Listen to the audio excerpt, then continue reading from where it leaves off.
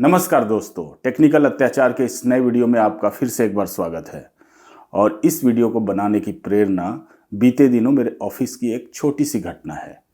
मेरे एक junior non civil engineer ने मुझसे एक ऐसे ही क्वेश्चन पूछ दिया कि सर ज़रा मुझे ये बता दो कि ग्रेड ऑफ सीमेंट क्या होता है, ग्रेड ऑफ कंक्रीट क्या होता है, नॉमिनल मिक्स क्या होता है, डिजाइन मिक्स क्या होता है।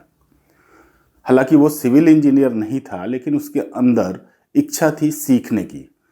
लेकिन मेरे मन में एक और प्रश्न आया कि क्या जूनियर सिविल इंजीनियर जो रिसेंटली या तो फ्रेश हैं या अभी अभी उन्होंने जॉब ज्वाइन की है, क्या उनको ये बातें पता है। मैंने तुरंत ही अपने जूनियर सिविल इंजीनियर से पूछा और आश्चर्यजनक तरीके से उसे भी इस बात का ज्ञान नहीं था। क्लैरिटी के साथ थोड़ा बहुत पता था, बट समझदारी और प्ले करने की क्षमता नहीं थी। मैं तो ये मानता हूँ कि इंजीनियरिंग के फॉर्मूले रट रट के अपने आप को टेंशन मत दो। चीज़ों को इस तरह से सीखो कि उसके साथ आप प्ले कर सको, खेल कर सको, तभी जाके आप कोई नया आविष्कार या नई चीज़ें बना पाओगे। तो आइए इस वीडियो में मैं आपको समझाने की कोशिश करता हूँ कि ये सारी चीज़ें एक दूसरे से कैसे रिलेटेड है और कैसे इम्पैक्ट करती हैं आपके प्रोजेक्ट को।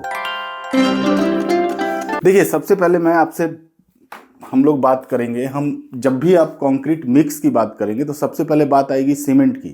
और जैसे ही सीमेंट की बात आएगी तो सीमेंट में आएगा ग्रेड ऑफ सीमेंट की। तो सबसे पहले हम लिखते हैं ग्रेड ऑफ सीमेंट।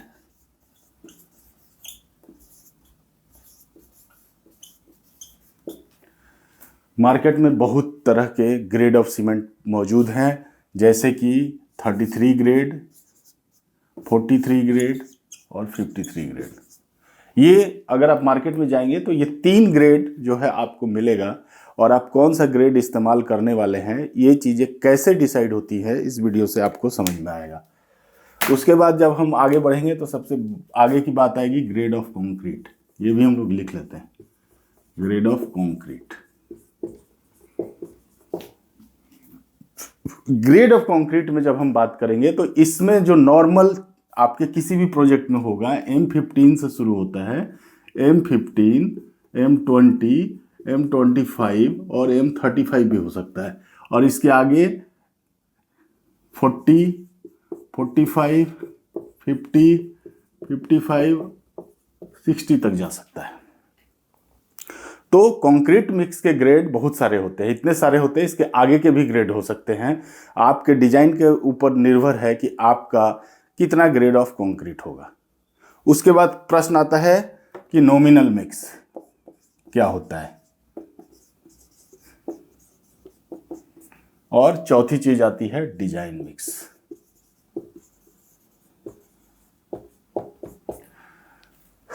कंक्रीट की दुनिया में ये जो 4 चीजें, इसको बाइफरकेट कर देते हैं, बीच में लाइन डाल देते हैं। अब ये 4 चीजें एक दूसरे से कैसे रिलेटेड है, तो देखिए, सबसे पहले हम थोड़ी सी जानकारी डिजाइन मिक्स और नॉमिनल मिक्स के बारे में मैं आपको देता हूं। आपको अगर बहुत ही डिटेल में इन चीज़ों को समझना है तो ऑलरेडी मैंने वीडियो बना रखा है, आई बटन पे जाके वो आप देख सकते हैं। तो देखिए, नॉमिनल मिक्स क्या है कि जैसे कि आप कपड़ा खरीदने जाते हैं, आपको अगर अपने लिए एक शर्ट चाहिए तो उसके लिए 2 तरीके हो सकते हैं। या तो आप टेलर के पास जाओ, अपनी शरीर का नाप दे दो और वो आपके एकदम शरीर से फिट एकदम परफेक्ट शर्ट बना के आपको दे देगा। तो अगर आप ये काम करते हो तो this is A category of design mix. आपने अपने शरीर के हिसाब से आपने साइजिंग बनवाई और लेकिन उसमें क्या होगा, उसमें टाइम लगेगा। तो उसके लिए पहले आप कपड़ा खरीदोगे, फिर कपड़े को जाकर टेलर को दोगे, टेलर जो है आपका नाप लेगा, फिर आपको 2-4 दिन के बाद ही आपको वो अपना प्रोडक्ट दे पाएगा, शर्ट दे पाएगा। लेकिन अगर आपको जल्दी चाहिए तो आप नॉमिनल मिक्स में जाओगे, यानी आप एक रेडीमेड शर्ट के दुकान में जाओगे और अपने साइज के हिसाब से शर्ट को पसंद कर सकते हो। जैसे मेरा साइज 44 है तो मैं कहूँगा कि मुझे 44 साइज का शर्ट दे दो, और वो मेरे साइज से थोड़ा सा ज़रूर बड़ा होगा या परफेक्ट हो सकता है, लेकिन ज़्यादातर केसेज में मुझे लगता है कि थोड़ा सा बड़ा हो सकता है। तो आप उस शर्ट का भी इस्तेमाल कर सकते हो। तो जब कंक्रीट के केस में हम पहले से बनाया हुआ मिक्स या प्रोपोर्शन सीमेंट, सैंड और एग्रीगेट का, cement is to sand is to aggregate, अगर तीनों का पहले से डिफाइंड प्री डिफाइंड रेशियो में अगर मिक्स करेंगे तो उसे हम कहते हैं नॉमिनल मिक्स।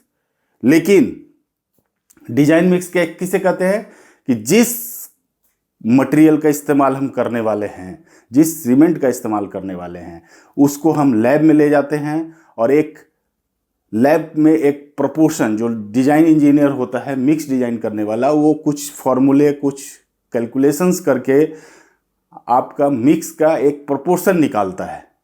और वो प्रोपोर्शन को अगर हम इस्तेमाल करते हैं तो हम उसको डिजाइन मिक्स कहेंगे। उसको फिर उसमें क्या किया जाता है, उसके मिक्स को बनाया जाता है, फिर उसके लिए क्यूब बनाते हैं, क्यूब को टेस्ट करते हैं और फिर चेक करते हैं कि जिस स्ट्रेंथ का हमने डिजाइन मिक्स बनाना चाहा था, जिस ग्रेड का, क्या वो ग्रेड हमें मिला या नहीं मिला।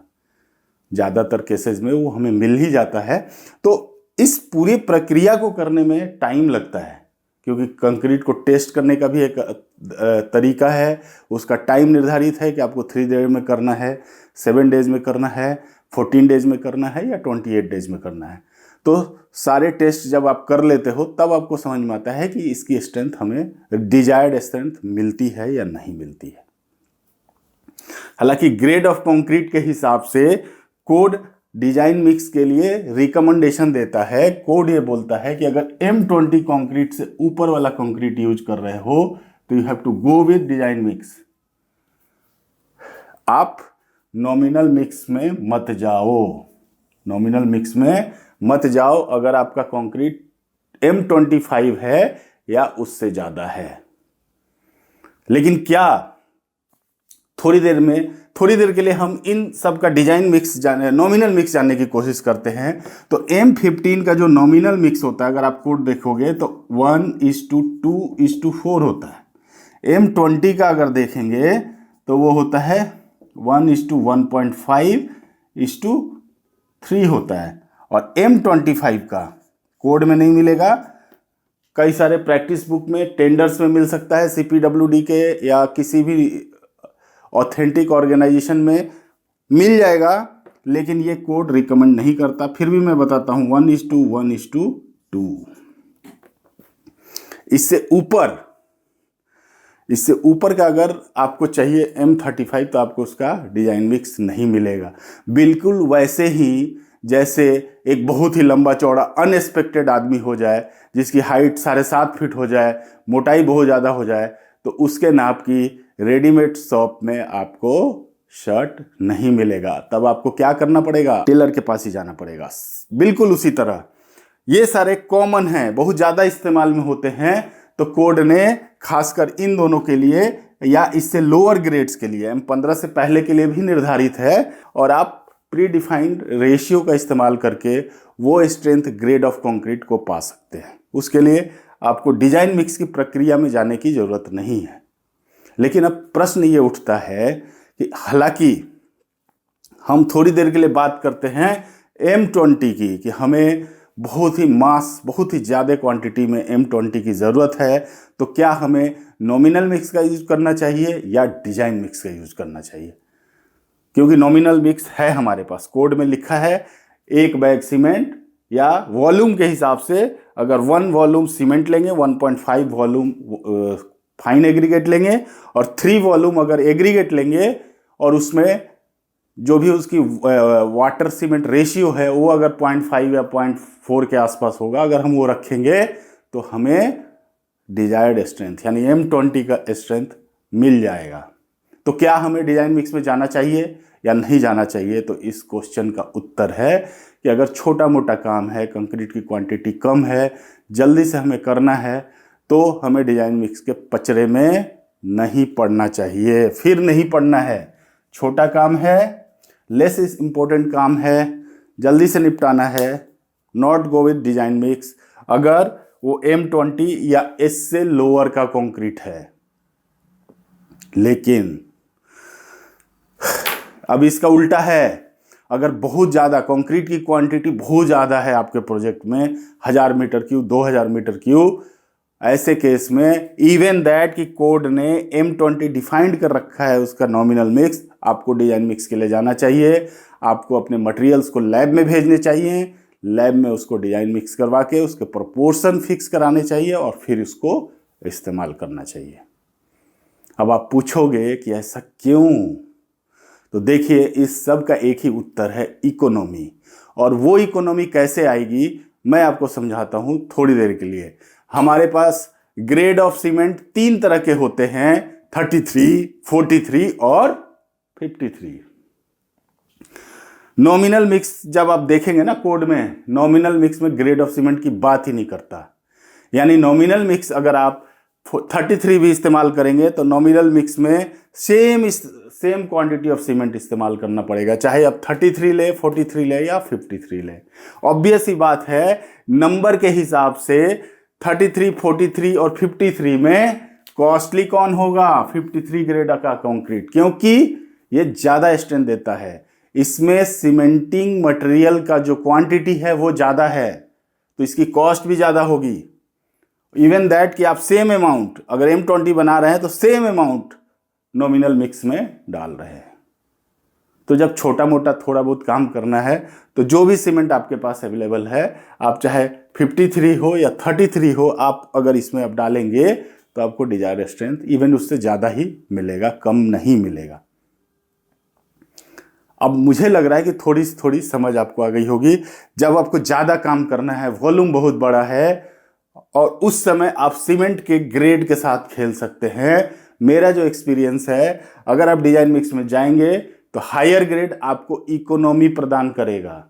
यानी हमें कंक्रीट बनाना है M20, तो अगर हम M33 सीमेंट इस्तेमाल करते हैं तो हमें ज़्यादा क्वांटिटी में यूज करना पड़ेगा। तो कॉस्ट और क्वांटिटी एनालिसिस अगर आप करेंगे तो आपकी इकोनॉमी शायद नहीं बनेगी, ये करके देखना पड़ेगा। बट मेरा जो एक्सपीरियंस है, आप 33 या 43 दोनों में आपको कम इकोनॉमी आएगी, और M53 इस्तेमाल करेंगे और M20 या कोई भी ग्रेड का इस्तेमाल करेंगे तो आपको higher grade of cement economy प्रदान करेगा। उसमें आपको इकोनॉमी होगी, यानी कम अमाउंट ऑफ सीमेंट में आपको ये स्ट्रेंथ मिल जाएगा, ये ग्रेड मिल जाएगा। तो इसलिए बहुत ज़्यादा फायदेमंद होता है डिजाइन मिक्स। आप हमेशा डिजाइन मिक्स में जाइए अगर आपका कंक्रीट का वॉल्यूम बहुत ज़्यादा है। थोड़े बहुत पैसे लगेंगे आपको डिजाइन मिक्स कराने के, लेकिन उसके फायदे सीमेंट की क्वांटिटी में काफ़ी हो जाएगी। और इसका एक और कारण है, जब आप कोड को डिटेल में पढ़ेंगे तो कोड में मिनिमम सीमेंट कंटेंट और मैक्सिमम सीमेंट कंटेंट की एक क्वांटिटी दे रखी है। मैं उतनी डिटेल में नहीं जाऊंगा, लेकिन मैं ये बता रहा हूं कि किसी भी मिक्स में एक निर्धारित सीमेंट से ज़्यादा अगर मिक्स कर देंगे तो भी वो स्ट्रेंथ नहीं मिल पाएगा। तो सिर्फ मैटर ऑफ सीमेंट नहीं है कि हम जितना ज़्यादा हो सके मिक्स करें। जैसे M25 में जितना हम सीमेंट लेंगे उतना ही हमें सैंड भी लेना पड़ेगा और उसका दुगना एग्रीगेट लेना पड़ेगा।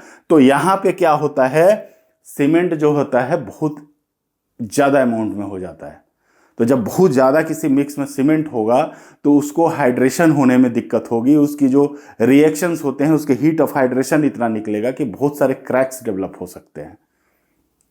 इसलिए कोड ने क्या कहा है कि सीमेंट की जो मात्रा है उसकी मैक्सिमम क्वांटिटी को निर्धारित कर दी है। तो इसीलिए हमें डिजाइन मिक्स में जैसे ही हम हायर ग्रेड में जाते हैं, M25 छोटा मोटा काम है, इस ग्रेड का इस्तेमाल करिएगा अगर क्वांटिटी बहुत छोटी है और छोटा मोटा काम करके निकलना है। लेकिन कोड तो बताता भी नहीं है, मैं भी आपको रिकमेंड नहीं करूंगा, बट किसी खास परिस्थिति में, सिंस आप इंजीनियर हैं तो आपको रिकमेंड करना पड़ेगा। तो ऐसे किसी खास परिस्थिति में आप अलाउ कर सकते हैं। अदरवाइज ऑलवेज M25 के लिए कहिए कि आप डिजाइन मिक्स कराओ, क्योंकि उसमें एक्सेसिव सीमेंट की जरूरत पड़ेगी। मतलब नॉमिनल के हिसाब से जब आप डिजाइन मिक्स करेंगे तो ड्रास्टिकली सीमेंट की क्वांटिटी कम आ जाएगी। जैसे M20 1:1.5:3 का जो रेशियो होता है, करीब 7.5 बैग्स होते हैं। और इसी को अगर आपने डिजाइन मिक्स करा लिया तो मुझे पूरी उम्मीद है कि ये 6 बैग से भी कम आएगा, या 6 और 7 के बीच आएगा। वो सीमेंट कौन सा सीमेंट इस्तेमाल कर रहे हैं उस पर डिपेंड करेगा। 33 करेंगे तो थोड़ा ज़्यादा आएगा, 43 करेंगे तो उससे थोड़ा ज़्यादा आएगा, और 53 करेंगे तो बहुत कम हो जाएगा। तो जब बहुत कम सीमेंट होगा, क्योंकि सीमेंट, सैंड और एग्रीगेट में सबसे महंगा कौन मिलता है? सीमेंट। तो सीमेंट को कम रखेंगे तो हमारी कंक्रीट की कॉस्ट कम आएगी। ठीक है, तो मेरे ख्याल से ये आंखें तो आपकी खुली होगी, लेकिन अभी भी शायद थोड़ा सा, अगर जिसको ग्रेड के बारे में नहीं पता है, मैंने ऑलरेडी इस पे वीडियो बना रखा है, आई बटन में दे रहा हूँ, जाके देखिएगा डिटेल में। यहाँ पे मैं थोड़ा बहुत आपको ब्रीफ कर देता हूँ। देखिए, ग्रेड ऑफ सीमेंट हो या ग्रेड ऑफ कंक्रीट हो, दोनों स्ट्रेंथ बताता है। ये सीमेंट का बताता है और ये कंक्रीट का बताता है। हमें फाइनल प्रोडक्ट जो डिजाइन हम करते हैं कंक्रीट या आरसीसी स्ट्रक्चर, उसमें हमें ग्रेड ऑफ कंक्रीट से मतलब है। वो कौन से ग्रेड के सीमेंट मिला के बना है, इससे ज़्यादा मतलब होता नहीं है। बट इस ग्रेड को, किसी भी पर्टिकुलर ग्रेड को बनाने के लिए कौन सी सीमेंट मिक्स करेंगे, तो अभी मैंने बता ही दिया कि अगर हायर ग्रेड लेंगे तो कम लगेगा सीमेंट, ये ऑब्वियस सी बात है। लेकिन ये निकालते कैसे है ग्रेड? तो ग्रेड निकालने के लिए इसमें क्या करते हैं कि जो भी कंक्रीट हमने मिक्स बनाया उसका हम क्यूब बना लेते हैं 15 सेंटीमीटर बाई 15 सेंटीमीटर। ये ज़्यादातर लोगों को पता ही रहता है, 15 बाई 15 बाई 15 का क्यूब बनाते हैं और उसको कई दिन टेस्ट करते हैं। उसके कई सारे तरीके हैं उसके ग्रुप बनाने के, कितने नंबर ऑफ टेस्ट सैंपल बनेंगे, 3 बनेंगे, 7 बनेंगे, 5 बनेगा, उस पर नहीं जा रहे हैं। बट क्यूब बनाते हैं और उसको 28 दिन के बाद टेस्ट करते हैं, तो उसकी जो स्ट्रेंथ है, जैसे M20 है तो 20 न्यूटन पर मिलीमीटर स्क्वायर से कम नहीं होने चाहिए।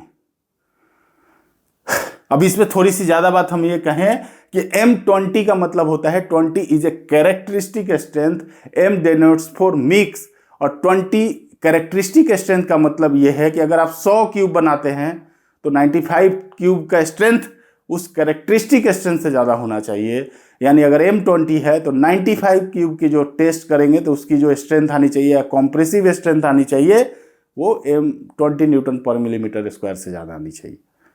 5 अगर फेल भी होता है तो भी हम इस कंक्रीट की क्वालिटी को इंफीरियर नहीं मानेंगे, या नहीं मानेंगे कि ये लोअर ग्रेड का है। तो ये कॉन्सेप्ट है। उसी तरह सीमेंट को जो टेस्ट करने, सीमेंट का जो ग्रेड निकालते हैं, इसमें तरीका थोड़ा सा बदलता है। क्योंकि हमें सीमेंट का निकालना है तो ऐसा नहीं है कि सिर्फ सीमेंट की क्यूब बनाते हैं, इसमें 1:3 का सीमेंट सैंड मोटार बनाते हैं और उसको 7 सेंटीमीटर का क्यूब बनाते हैं। उसमें सैंड भी स्टैंडर्ड होता है, जो कोड के हिसाब से स्टैंडर्ड सैंड डिफाइन किया गया है।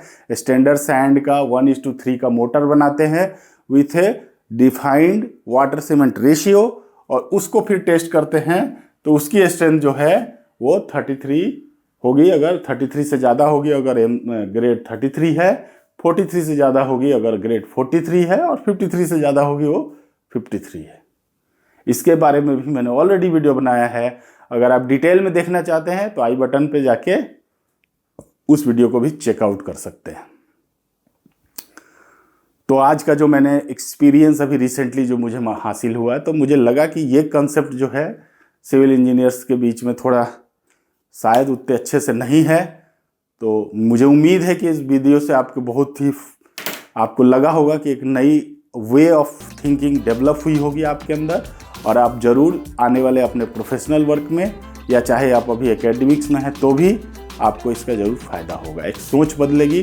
तो अगर आपको वीडियो ये ज़रा सा भी पसंद आया है तो प्लीज़ इस वीडियो को सब्सक्राइब पहले करिए, लाइक करिए और 2-4 लोगों को शेयर कर दीजिए।